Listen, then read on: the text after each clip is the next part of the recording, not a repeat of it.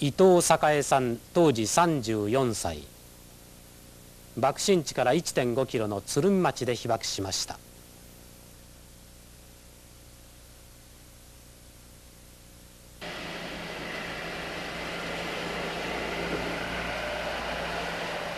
伊藤さんは鶴見町で建物疎開の作業を始めようとした瞬間、後ろから強烈な閃光を浴び、背中に大やけどを負いました。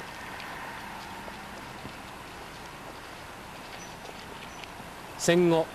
広島県被団協の結成時から理事を務め、現在は日本被団協代表委員3人のうちの1人です。平和運動の草分け的存在で、国連軍縮総会でも被爆者を代表して核廃絶を訴えました。死ぬるということ、怪我をするということを当然のことにように思いまして、で私たちの教育はやっぱり天皇陛下というものは神よりも仏よりも偉大なんですと、そして私たちのねは絶対なもんだということを教え込まれておりますから、太陽よりも月よりも偉大なんですよというようなことをね、私たちいつも講義受けてるんですね。ですからそういう根性で受けてる私たちが当然死ぬるということを何とも思わなくて出発しまして、班長が仕事しようでって言いまして、でかかろう、みんなかかるとした瞬間に仕事は具体的にはどういう仕事をして建物疎開でね、そして作業かかろう思った瞬間にピカッと光ったもんですから、で光った時には青い光なんですね、エレクトロンで、私たちは訓練で青い光はエレクトロンだと、そして黄リンは体が燃えずだよということを習っておりますからね。で光った瞬間にあらエレクトロンだと思ったのに体が燃え出したもんですから、後ろからずっと火がついて、それでねこっち手袋軍手してたんですね。それで消そう思ったんですが、これ黄リンだったらこっちの手が燃え出すからどうしようか思って考える拍子にドーンと下敷きになったんです。半月ぐらい経ってからですかね。どんなことが思ったんですか？吐く息から血が出るんです。私に戻すんですよね。おかしい、これみんな家族がみんな主人も言っておりますしね、戻す時にね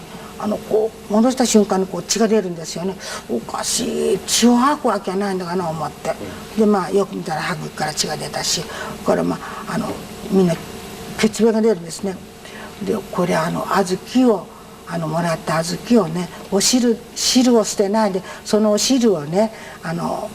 みんながね捨てないで飲んだからこれは下痢だろってみんなあれが立ったんだろうって言ったんですけどもね、血便が出たりしましてね、それでふらふらで歩けなくなるんですね。もう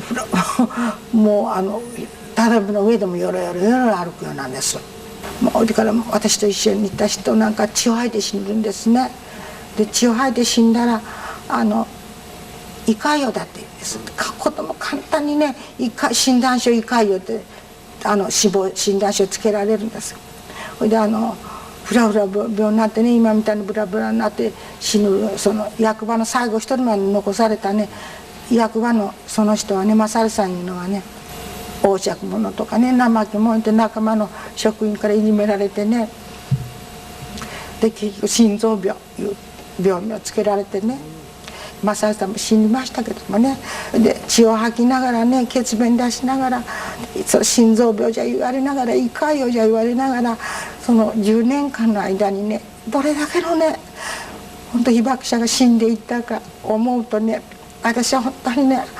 10年間こそがね、私は被爆の本当のね姿だと思うんです。もう一般戦災の人はね外傷で言いますけどもね、それは同じですけどもね、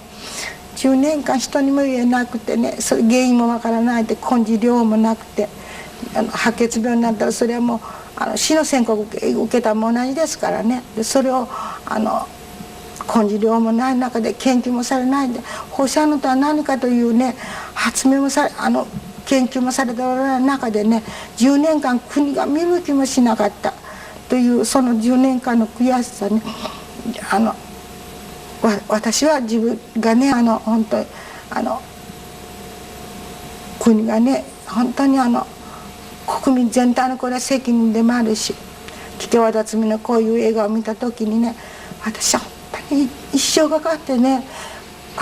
若い子たちがね死んで、そして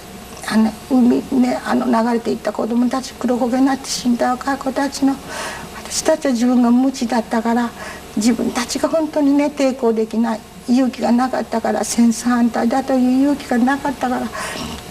こんな悲劇が起きるんだからね、私は本当にね一生かけてねこの罪の償いしようと思ったんですね。ソ連とアメリカとは月の世界へね人間を送ったって、あなた方は超大国みんな喜んでるけれども、地上では人間が人間殺すね最高等の道具作ってるじゃないか言うたんですよ。それでも超大国かって言うたんですよ。それでいっぱいいっぱい被爆のことを言うたんですよ。それはだから国連の時とたくさんの報道関係は全国の来とるでしょう。でそうやって言うたらねラロックさんが私にね、あなたはね非核三原則は結構ですと、しかしね来て握手してね、日本はね日米安保に守られてるんだと、何しにこの度500人もね核兵器廃絶を訴えに来るんかと、アメリカまで来るんかと、自分の国から整理してきなさいと言うたのに、もうびっくりしてね、私は「ほんまいらでうち食うたんだから」ああそうだった、日本の国はね国ってどうなってるんだか、あっち向いた言葉とこっち向いた言葉が違うからね、まあ本当だね思ってね、これじゃ帰ってからね本当に日本の中もやっぱり自分たちはやらなきゃいけない、海外も大事だけどもやらなきゃいけないと思ったですね。そういうことで本当にねあれとパールハーバーね、高橋君だとパールハーバー行ってお参りした時に、パールハーバーでね海外並んでる何百人人がねおりましたけどね、全然私たちが折り鶴あげてもバッジあげても印刷物あげてもね受け取ったままして赤をしてるんですよ。一生懸命訴える証拠が何か言うてるんです。私向こう行ったらね見向きもしなかった人たちがねアリゾナ号の環状でね全部バーッと分かれてくれたんです。それで真正面戦車のあれがあるんですね。でそこをお花供えまして、私たち高橋君らと一緒にお供えしてねお礼をして、で戻ったねが涙がもう止まらんのですよね。戦争ってこんなのもう残酷な、まだこのアリゾナ号のした人がね死んでるんか思ったらね、戦争っていけない、もう人間のいけない思ってね泣きよったらね年寄りの人がね叩いてね肩叩いて、これで涙拭きなさいって、そういうのが2組ありましたけどね慰めてくれるんですね。それで今まで逃げてた男の子やね子供なんかみんな集まってきてね握手するんです。私はね平和っていうものはね組合とかね労働組合とかね組織とかイデオロギーじゃないと思うんですよ。人間一人一人の心にね人間のことをね訴えなきゃいけないんだなと思ってねつくづくね、その時私はねパールハーバー行ってよかった教えられたなと思ってねそれまた自分のね教訓にして運動しているんですけどもね、そういうのはこう当たってみてね平和って大事なのを思いますね。